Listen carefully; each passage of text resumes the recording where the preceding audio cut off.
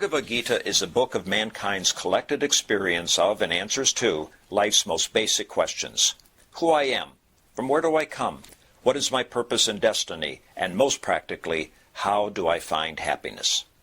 These podcasts originate in the lectures of Neil Bhatt, a disciple of Swami Chinmayananda. They are presented here in 20 to 30-minute segments, each covering 3 of the Gita's 701 verses. Welcome to Gita Wisdom for Daily Living. We have been discussing chapter 10, Vibhuti Yoga, Yoga of Divine Glories. We have seen so far that the theme of Bhagavad Gita is the immortality of the self. Bhagavan has been describing the nature of the self right from the beginning of chapter 2. He has been saying that the self is immortal. It appears to be divided in mortal beings. But the self is one because Bhagavan said in this chapter that Aham Sarvasya Pravaha. I am the source of all things and beings, that all things and beings are nothing but my manifestations. And therefore, those who recognize this fact and know my vibhuti, know my manifestations, that these manifestations are nothing but the expressions of the same reality, they get established in that avikampa yoga, yoga which is unshakable, that knowledge about the self which is unshakable. Right now I know about myself, so I have a notion of I, but that's limited to this body, mind and intellect. So I have a complete knowledge about who I am, but reference to my body, mind and intellect only. But with this paradigm shift where Bhagavan said that I, every time I refer to I, that I is immortal. Everything that follows I is mortal. I as in myself, I as in yourself, I as in herself is immortal. But then I am a man, that man is mortal. I am an architect, that architect is mortal. But I remains immortal. That's the theme of Bhagavad Gita. And then in the chapter 6, Bhagavan said, you should focus on this nature of the self which is universal and immortal. That's the subject of contemplation. So Bhagavan asked Arjuna to detach himself from this identity with this limited self and to contemplate on your universal nature, that which is immortal. He said, Bahuni me vyatitani janmani tavacha. You and I have taken many forms. I remember them all, knowing fully well that I remain constant. You have taken many forms, but every time you take a form, you think this is the only form. This is the only life I have. That is how we think. Bhagavan said, now your quest is to know yourself by contemplating on it. That's the prescription Bhagavan gave to Arjuna. And in the beginning of this chapter, again, he emphasized that I am the source of all the beings. Everything proceeds from me. Therefore, there cannot be anything which is independent of me. And therefore, everything in this world is related to each other because they all came from the same source. He says, those who can focus on that, they will come to my being. In other words, they will shake off this attachment to these limitations, will become identified with the Supreme Self. This is a very high dose for Arjuna. So Arjuna started this segment of chapter 10 by saying, I understood all that. I accept that you are the Supreme Self and you are the Supreme Abode, you are the Supreme Purifier. I have all the testimonials from all these rishis who have testified that you are that Param Brahma. And now you yourself told me the same thing. However, my problem is not resolved. My problem is, how can I think of you in this manner, which is not possible. Because on one hand you said you are Ajam, you are unborn, you are Anadi, you are infinite.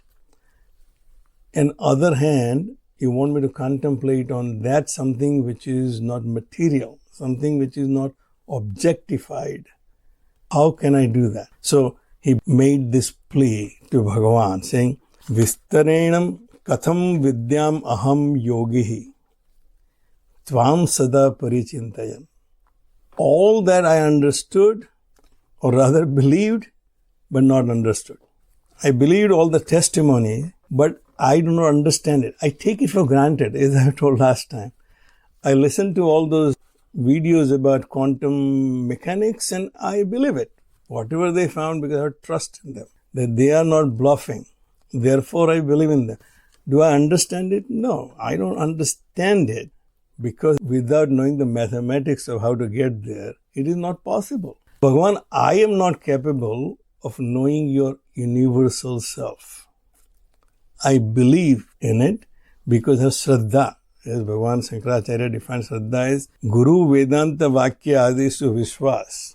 Trust in the statements in Vedanta and in Guru is Shraddha. So I have Shraddha that all these testimonials from all these rishis and now your own testimony that you are that Param Brahma, I believe in it. I have complete Shraddha in it. But I want to understand it. That's not good enough for me. I need to recognize myself. Therefore, Katham vidyam aham yogihi tvam sada parichintayan. How should I think of you and meditate on that constantly? Keshu keshu cha bhaveshu chintyo asi bhagavan maya. In what different forms can I think about you in my contemplation? If I have to think about you constantly, then I have to have some means to achieve that constant meditation. Because the meditation cannot be that I sit down in one room and then sit there forever and constantly meditate. It must be something which, doing everything, I can meditate on it. And therefore he addresses Bhagavan as yogi. You are the embodiment of that yoga. You are engaged in this activity of your life, right from your birth. You've done all this Leela, but you always know who you are. That means you're always identified with the Supreme Self.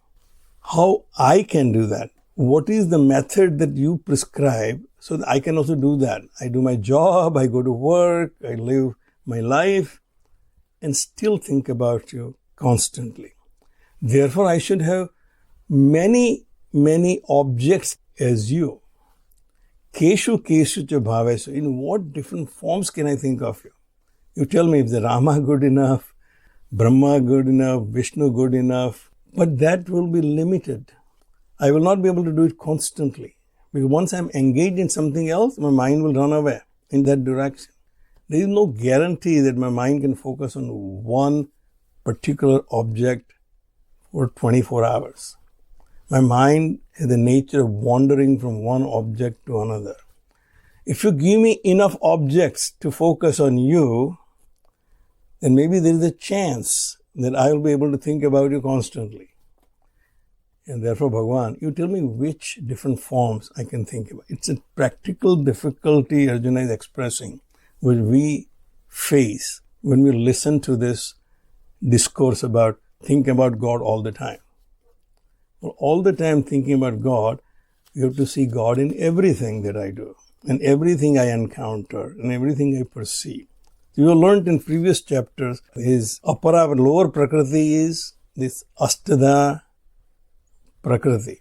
Everything in this prakriti which I can see, touch, feel is nothing but him. If I start seeing that way, then I'll be engaging in transaction with God only.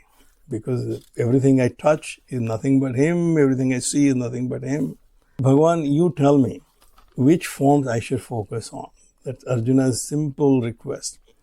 Vistarenam atmano yogam vibhutim cha janardana. Bhuyam kathayah truptihi srumato nasti me amrutam. Don't think I'll get bored. You're not in danger of putting me to sleep. You continue. Tell me in detail. Don't give me this brief summary, not the clip notes. I'm looking for a real explanation. Swamiji points out that Arjuna addresses Bhagavan as Janardana. Janardana is to whom people go to get this worldly enjoyment as well as liberation. When I am in trouble, I go to that person who I think can remove my sorrows and my problems. When I have some problem, I go to my parents. I need something, I go to my parents. So my parents were Janardana when I was a child. But now, as an adult, I also need a Janardana. I go to someone when I can't find help anywhere else. Bhagwan. So Arjuna says, I'm coming to you because you can remove this delusion, this confusion I have. And I have this difficulty understanding your discourse. You had been very diligently telling me what to do. I believe in you. I want to do it, but I'm still not capable of doing it. This is where we all stand right now. Bhuyah kathaya truptihi srunvato na asti me amrutam. I'm not satisfied. I'm not getting tired of listening to your nectar-like speech about your yoga and vibhuti. God's three qualities: omnipresence, omnipotence, and omniscience. So the yoga is omnipotence. He can do something which seems impossible in Prakriti. So this yoga is yogamaya, that which creates things out of nothing. Where there was no snake, it created snake for me. Where there is Statue of Liberty, David Copperfield can remove that Statue of Liberty. At my level, my ignorance plays as yogamaya. In that magic, David Copperfield's maya creates this illusion. This Prakriti also, I see things which are seemingly not possible. So that's your yoga, that's your omnipotence. And vibhutim, your manifestation, which is your omnipresence. If I know your omnipotence and omnipresence, I'll know omniscience, which will be the knowledge. Knowing his vibhuti and knowing his yoga, one comes to know the real self. So, bhuyah kathaya trupti, I'm not getting satisfied. So tell me in detail, do not leave things out of it. So now Sri Bhagavan Vacha. Hant te kathayishyami divyahi atma vibhutayaha. And Swamiji says this word hant is described various ways, but there are various commentators. But it's something like, okay, I thought that you understood all of that. I have tried my best to explain to you. And I thought you were listening very, very carefully. And you're a very capable student. You have learned yourself all the arts. So therefore, I thought you would know by this time. However, it seems you need some more explanation. Okay. Hanta te kathayishyami. Because I'm as enthusiastic about teaching you this as you are keen about learning it. So both teacher and student are very sincere here. Arjuna is a true mumuksu. Therefore, he said, I really can't get satisfied. I have this unsatiated thirst to know this knowledge. Tell me in detail and never get bored of it. So, he is a true mumuksa. As we have learned in Tattvabodh, sadhana chatushtaya, there are 4 means you need to achieve that liberation. Viveka, vairagya, sama adi sada sampatti, and mokshatvam. Mokso me bhoyadi decha. The thirst for liberation is very essential quality of a student, a seeker. Bhagavan said, I see that in you, that you are very thirsty of this knowledge. Therefore, kathayishyami, I shall tell you now, divyahi atma vibhuteyaha, I'll tell you my divine glory. Pradhanyataha, even though you said vistarena, I can only tell you the important ones. Kuru Shrestha, best among Kuru. Na asti antaha vistarasyame, because there is no end to it. My manifestation has no end. The reality which created this universe, we call a Big Bang, it created this one universe for us. But because of the expansion, it is now about 22 point something billion years wide. But we can only see visibly 13.6 billion. But then this may not be the only universe. There may be other universes, metaverses. However, my limitation is I can only know the salient parts of this universe through the equipment given to me as my senses. So Bhagavan said, it's unlimited, but I can tell you some important manifestations that you can use for your meditation. So Bhagavan is describing now how to meditate on his self 24 hours a day. So the first thing he said, keep in mind that I'm not going to leave anything behind, but it's not possible for me to explain everything because aham atma gudakesha sarva bhuta asaya sthitaha. I myself, O Gudakesha, is seated in the hearts of all things and beings. In other words, the existence of anything or being only possible because of my presence. Gudakesha is one who has conquered the sleep, one who has victory over sleep. If you want to achieve anything, I have to conquer my tamas. Sleep represents tamas, and I have to achieve anything, I have to get over my tamas. So we architecture students used to think that we have conquered sleep. So we never worked during daytime. Daytime we did everything else. And night was the only extra time left. So we all worked at night. Now I'll have all-nighters. So we thought they have conquered sleep as students. So this Gudakesha is one who wants to achieve something, gives up tamas. He continues to work towards his goal to achieve it. So Arjuna, you are that person. Aham atma Gudakesha sarva bhuta asaya sthitaha. First thing you note down. After this, whatever you listen from me, keep this as your reference point. That I am seated in the hearts of all beings, not only the pradhanya, one of the important ones which I'm going to tell you. I am seated in the hearts of all beings. Aham adihi cha madhyaha cha bhutanam anta eva cha. Anything which exists in space and time has beginning, a time of its shelf life, and the end. It perishes. You see, all that is because of me, because of the essence which makes it possible. That my consciousness comes into being at the time of my birth as this being. I live through my life because of this consciousness. When I die, it's also because the consciousness has left association with this equipment. So Bhagavan said, keep this in mind. Here is the reference point. I'm going to give you many examples now onwards, but this is the essence of my teachings. This is what I've been telling you right from the beginning, that this self is immortal, immutable, and everything exists as the manifestation of that self. I am seated in the hearts of all beings. Obviously, this contradicts something we have heard before. I am not in them, they are in me, they are also not in me. In this case, it simply says the existence of any effect is only possible because the cause is present in that effect in a different form. The effect is nothing but a cause manifesting in a different form. Here Bhagavan said that anytime you see an effect, you should know there is an efficient cause and material cause. And both are nothing but me alone. Any effect you will see in this world, I am the efficient cause and I am the material cause of that effect. And so therefore, that effect comes into existence because of me. It remains in existence because of me and ends its existence because of me.